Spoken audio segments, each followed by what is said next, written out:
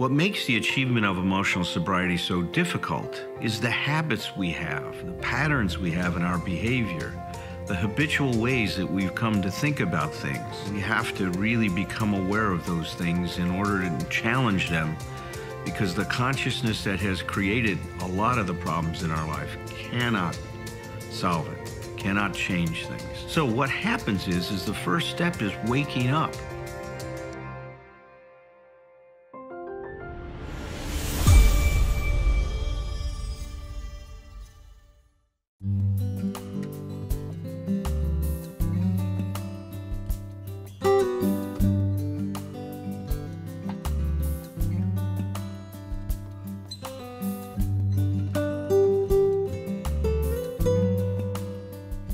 Tonight, we are continuing our discussion of Step 11. We started it last week, and I invited my dear friend and colleague and fellow traveler in terms of this path that we've been on, or taking our journey together in recovery. And Herb Kaighan is joining us again tonight, and he's going to continue talking about Step 11. And once again, I just want to put it in this context.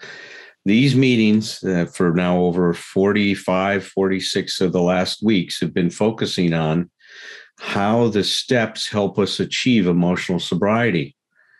We have taken Bill's statement in Step 12 that if we practice these principles in our daily affairs, that we and those about us begin to achieve emotional sobriety. And so we've been taking a journey through the 12 steps and really now focusing on the steps from that perspective. And as we talked about, Step 7 was a real pivot, right? That was us now aiming towards developing the best possible attitude that we could have towards our relationship with ourselves, towards our relationship with others, towards the relationship with the God of our understanding, and our relationship with life. And as often happens in the steps, a charge is built in one step that is then discharged and resolved in the next step. And so if we're aiming at the best possible attitude, this is the divine wisdom of these steps. Step 8 comes along and says, okay, well, here's the best attitude. Take a look at what you've done to create the problems in your life. Look at what you've done, not blame yourself. Make a list of people you've harmed, not to feel bad about ourselves, but to empower ourselves with taking responsibility.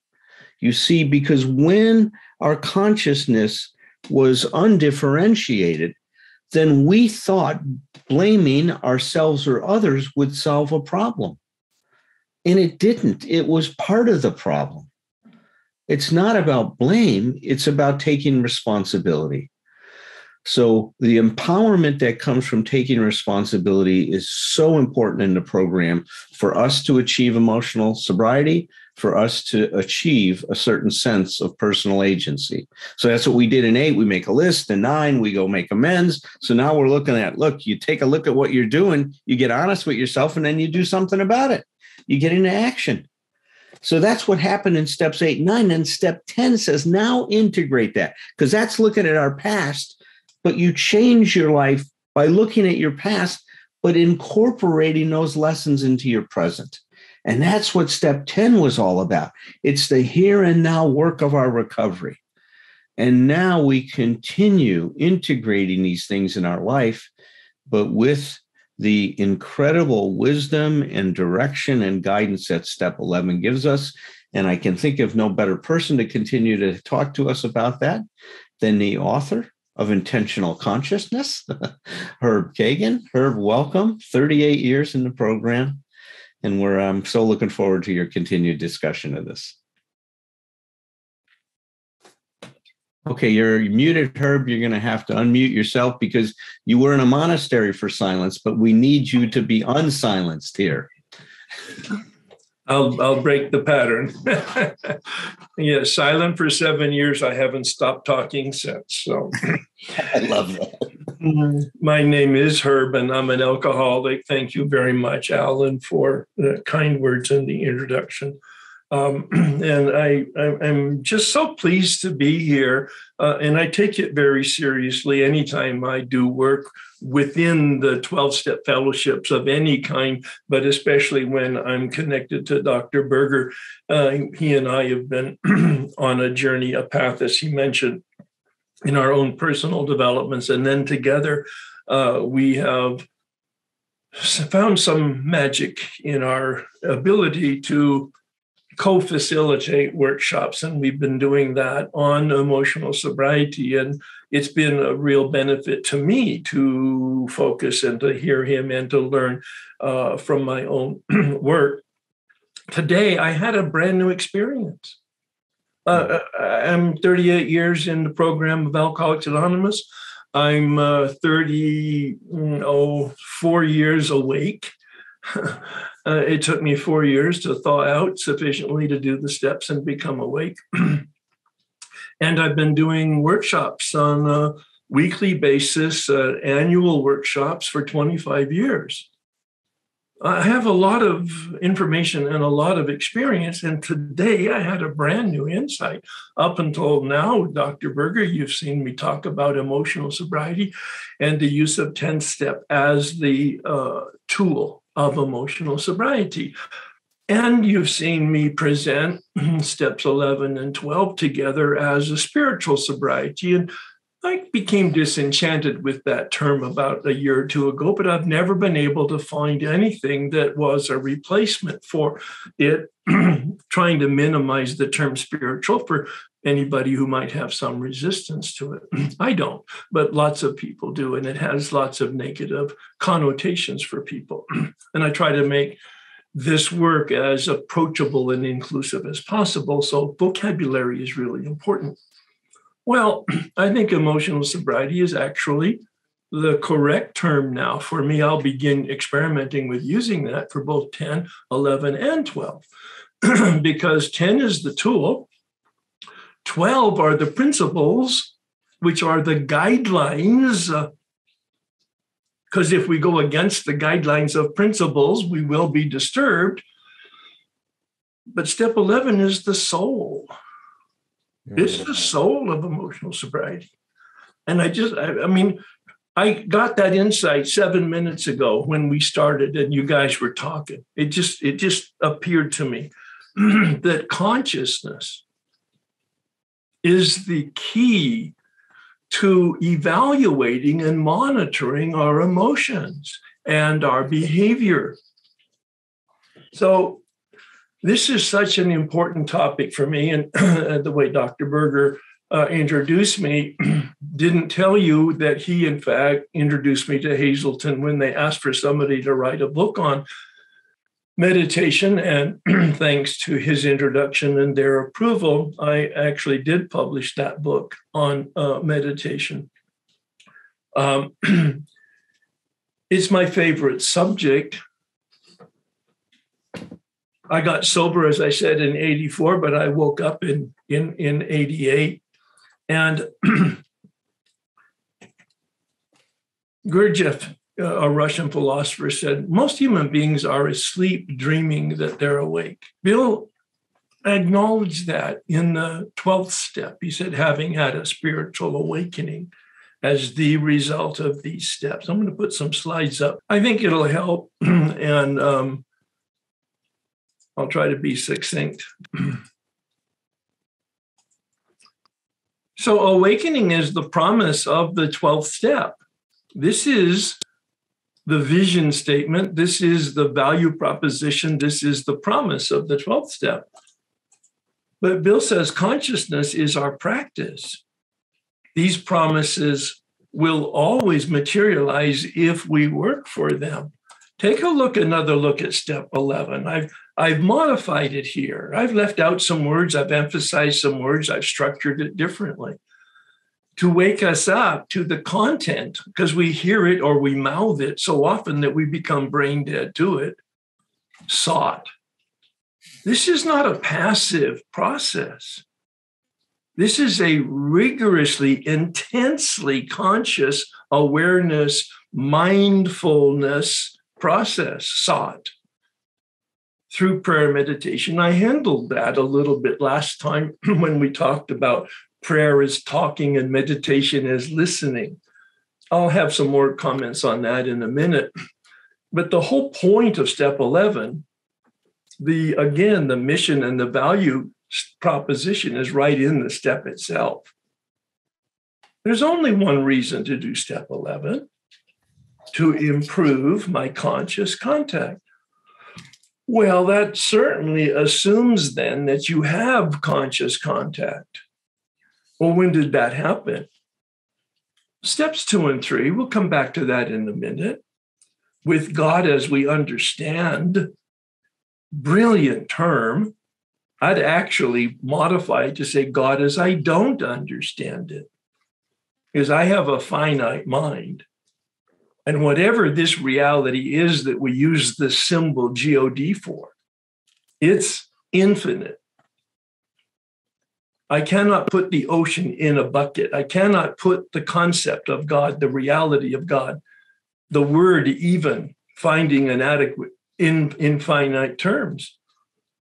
But then the step ends wonderfully acknowledging how we're built structurally as human beings. More about that in a minute.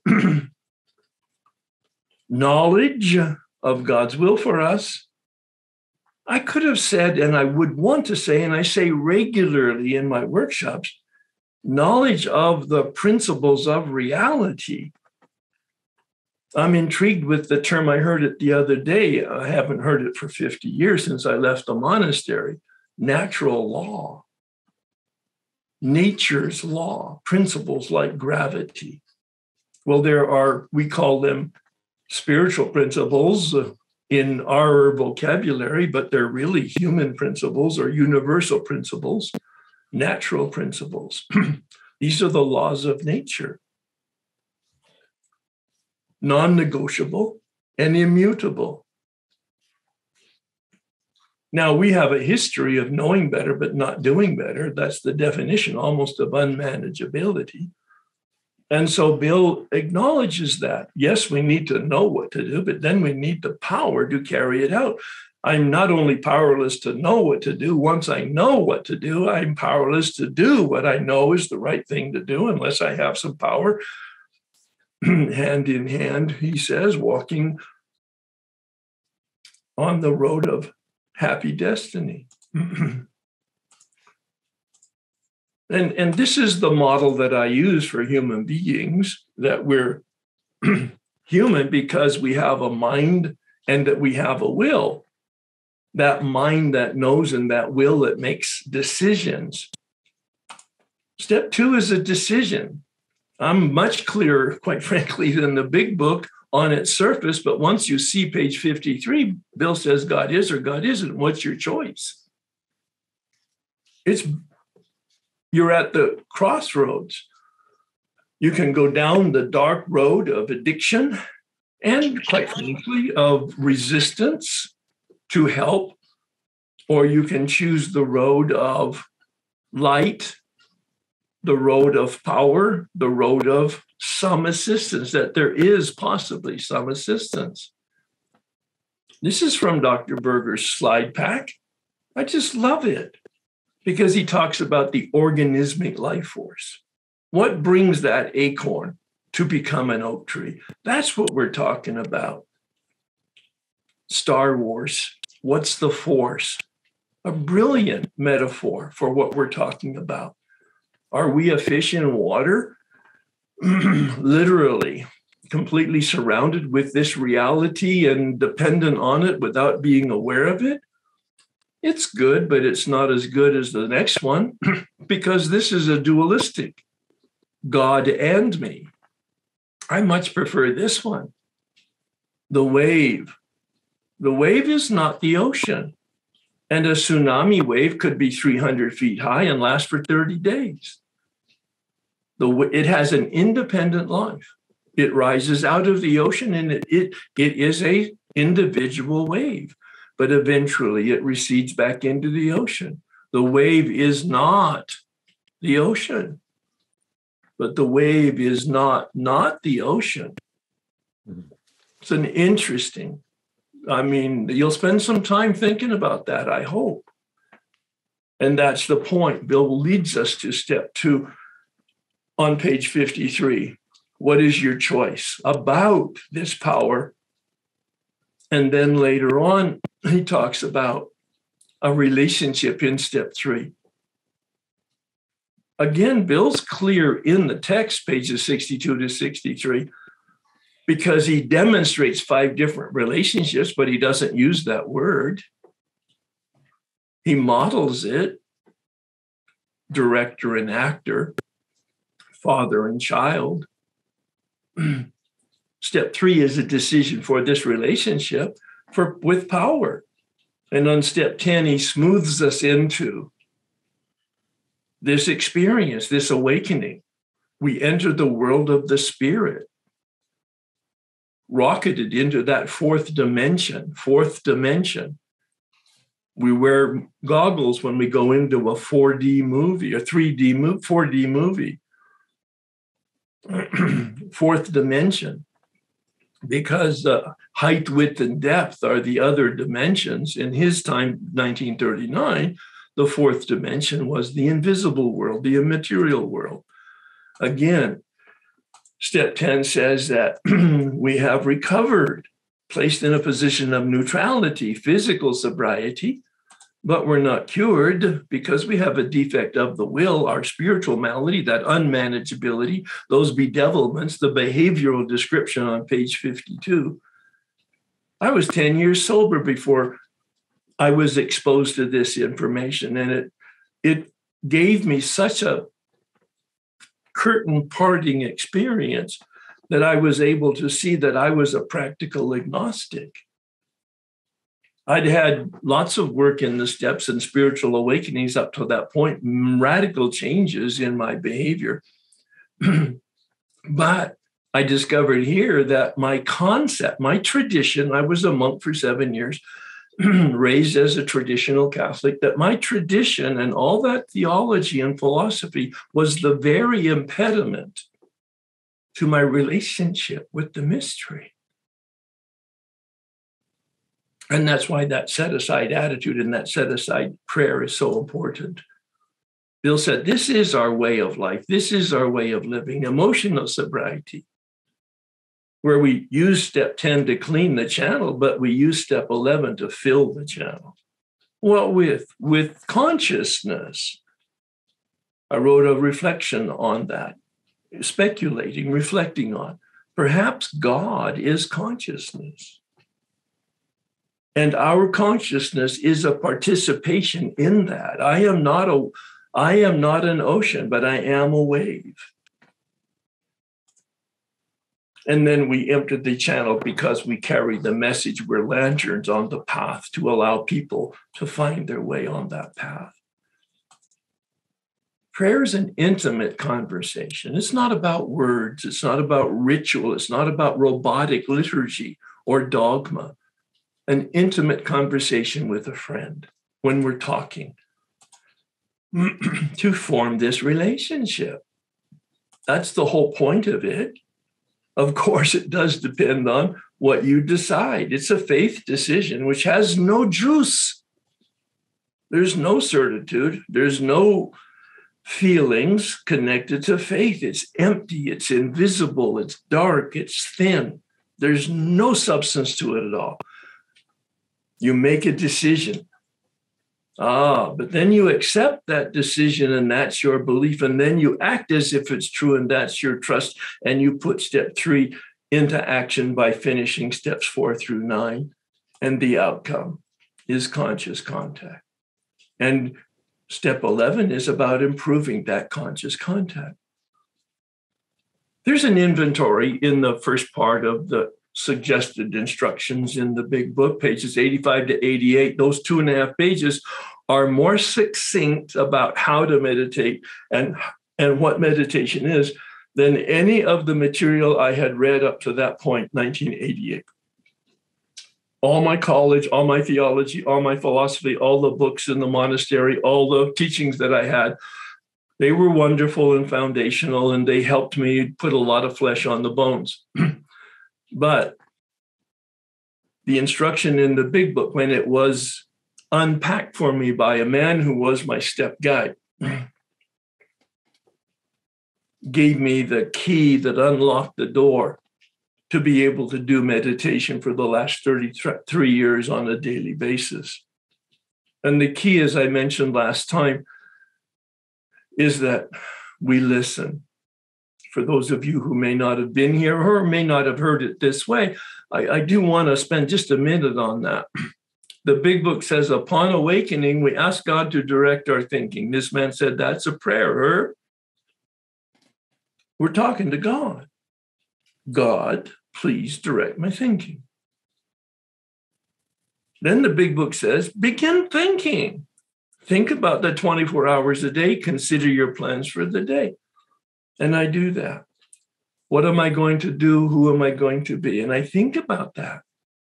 What's not in the big book, which this man gave me, the key for meditation for my practice, was we ask God to direct our thinking, then we begin thinking, and we listen to our thinking as the possible response to our prayer. That, in fact, my thinking is the medium of the message. It's amazing. It's so simple. And then, of course, all day long, Bill says, stay awake, be aware, pause when agitated. Step 10 is probably in the back of his mind here for alignment. Not a word in the third step, but the word I use for the third step, and the total purpose of steps 4 through 9 is to get into alignment, and step 10 is to realign when I'm out of alignment, because I will always be out of alignment because self will run riot. Unmanageability is what we're not cured of. I have a daily reprieve based on the practice of all of this business. Well, what is meditation? It's thinking and listening. Why do I do it? Well, so many people tell me, oh, I meditate because it gives me health and it makes me feel good. And I have harmony. And if I don't do it, my day just doesn't go well. And I have better relationships. Wonderful, wonderful, wonderful. Yes, yes, yes. The evidence is overwhelming from statistically credible, evidence-based studies. Meditation will do all of that. It's just not step 11. Step 11 has only one purpose, and it's not me feeling good. It's about improving my relationship. It's about theology. It's about the study of and the practice of and the application of spiritual principles to have a relationship. Up at the top of the PowerPoint, you'll see a quote. Up until recently, I had the wee small voice as the quote. And you hear it all the time. You read it all the time.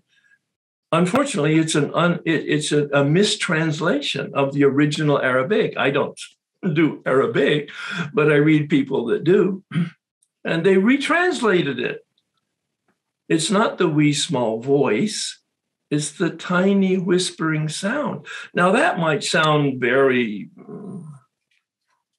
subtle, but it's not subtle, because I was listening for a voice, and now I'm listening just quietly for whatever goes on in my mind, in my heart, in my gut, in my senses, any sense of that whispering wind, that spirit, that spiros, that breath of God. How do I do that? Well, Bill suggests in the 12 and 12 a very simple practice for people who may have some ADD problems, or may just be getting started and they don't have an ability to stay quiet or stay still. He says, do some reading. Read the prayer of St. Francis, a word or a phrase at a time, and chew on it. What does it mean? Listen. What does it, and when you're done with it, like old gum, get rid of it. Get the next word or phrase. In the Catholic tradition, we call that Lectio Divina, meaning legere, to read in the Latin, in the divine milieu. We've prayed the set-aside prayer. We've prayed the third step prayer. We've asked God to direct our thinking, and then we read something and we think about it. My favorite, of course, is the morning practice. Well, maybe not, of course, but it is for me, where I pay attention to what I'm thinking. And I use my will to get clear on the guidance. I listen to the sound. I listen to my head. I listen to my heart. I listen to the rumblings wherever they are, or even the agitations, so that I can become a lantern, lighting that path for other people. That's the whole journey. 10 and 11, I saw originally as a spiritual coin. I called it spiritual sobriety, but I think it's emotional sobriety. I don't need the word spiritual anymore because it's really human. You've heard the conundrum posed in meetings, I'm sure. Are you a human being seeking a spiritual experience, or are you a spiritual being seeking a human experience? I took it seriously and I studied it and I thought about it and I talked about it. And after months and months and months of reflection, am I a human being seeking a spiritual being, or am I a spiritual being seeking a human experience? And the answer is yes. I am. Yes. It's integrated. This is our way of life. Bill said it. Bob said it in his last talk. Love and service, steps 11, step 12. This is our practice of life. Bill said it so wonderfully, and I believe it's a vision for you, the last chapter in the big book. We keep our head in the clouds. It's a practice. Notice it in all caps. That's intentional. It's a practice. It's not a perfection. We make progress. Each day we practice like the piano, or like going to a gym, or riding a bicycle. And we need to plug in like our cell phone. That's my recent metaphor. I hate to run out of juice in the daytime and if I don't put my phone on, whatever will juice it at night, in the morning it's useless, or in the afternoon. I keep my head in the clouds, meaning I stay connected to power. I put my feet on the ground because that's the whole point. Let that electricity run through us. Step 11. This is our intentional consciousness practice. That's a term that I developed in writing the book. It's called practicing the here and now. And because it captures it, intentional consciousness. This is our practice. I got lots more to say, but I think I'm out of time. Thank you. Thank you so much, Herb. Thank you, thank you, thank you. Let me ask Raj and Tom to join me real quick, and we'll keep our comments brief so that you guys can come in and share tonight your reactions to what you heard Herb talking about, and also your reactions to what you hear Tom, Roger, and I say. So, Tom, could you bring us in the spotlight? We are in the spotlight. You are. Oh, we are. Well, I can't see it.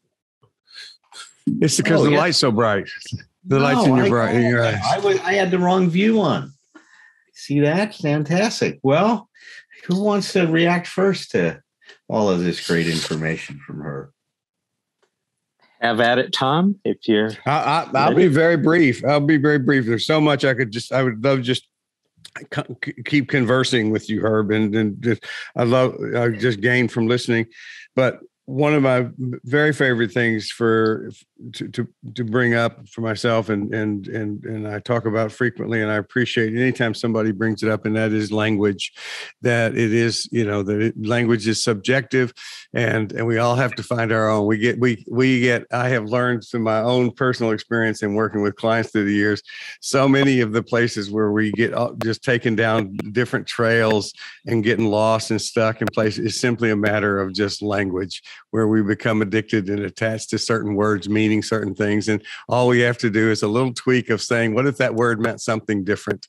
And language and words are so, I never meant to be a therapist. This is an accident entirely. as far as I can tell, I made the decision in an alcoholic blackout. But I'm an English major who was going to write the great American novel.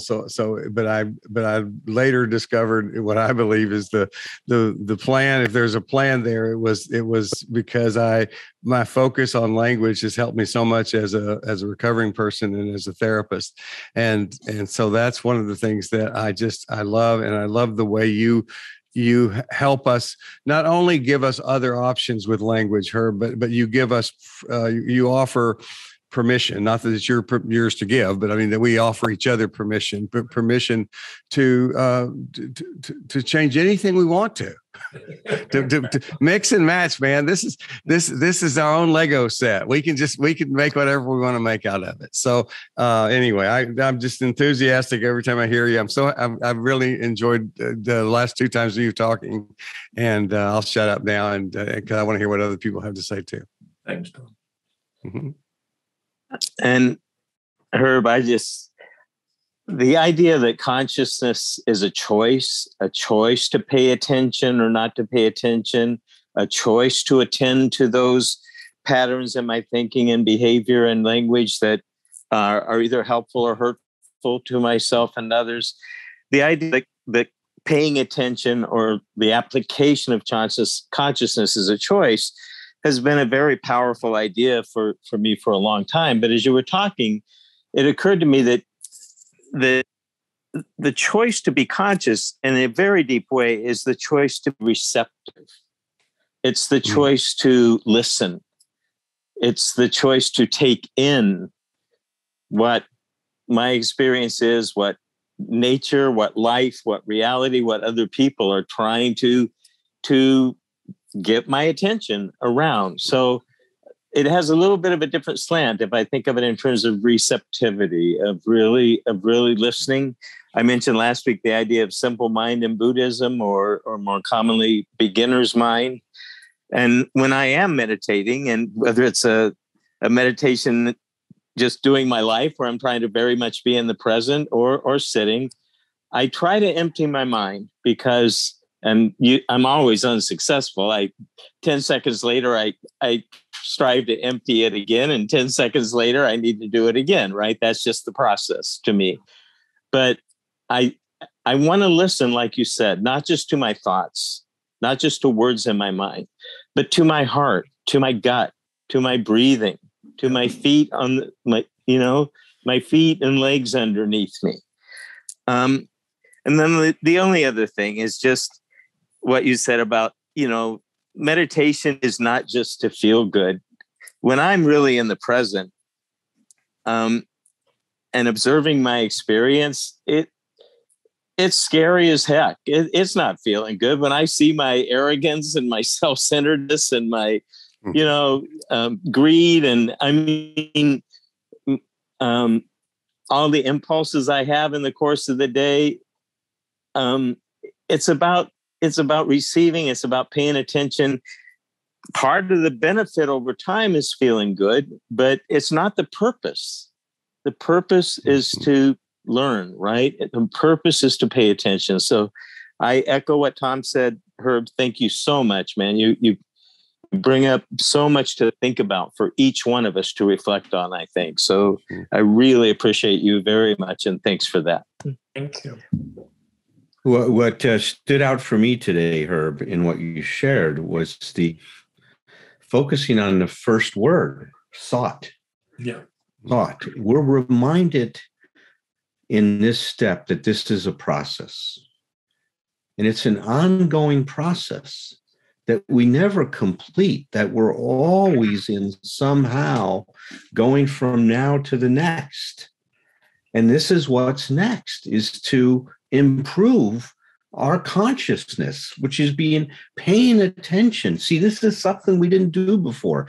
There is no emotional sobriety without an increase in awareness and consciousness. Right. And it's also an awareness of what is right now, but also awareness of what is possible. Yeah. And it's such an interesting dynamic, but I really want everybody to hear there's a reason that we're told to continue to be curious, continue to seek, curiosity is such an important part of emotional sobriety, is continuing to be curious about what else is possible that I can't see right now. What might I be missing? How might I think about this situation in a different way than I have up to this point in time? And see, that's the excitement about this, about looking at these steps from this perspective of emotional sobriety. We are continuing to discover new possibilities. Rumi has a great poem that has one line in it that says, "How is it with one rose can somebody get a rose garden?" Well, welcome to recovery. I hear a lot of people criticize the 12 steps, that they're old-fashioned. I can understand that criticism. They were written back in 1935. Some people that are agnostic have difficulty with the word God used in the steps. For me, I look at the process that's involved, the forces that the 12 steps generate are so powerful that I think they're ageless. There's this interesting phenomena that happens when you work the steps. They create a charge and then a discharge. You know, the first step, we're powerless. Our life has become unmanageable. It creates this charge. You know, we're in big trouble and we don't know what to do. And then step 2 comes along and it says we have hope. That charge, that existential crisis that we have is resolved. What's happening here is parallel to life. We charge ourselves when we breathe in. When we exhale, we discharge. That's the rhythm of life. And the way I love to think about the 12 steps, it's helping us get connected to the rhythm of life so we can learn how to show up in a good way.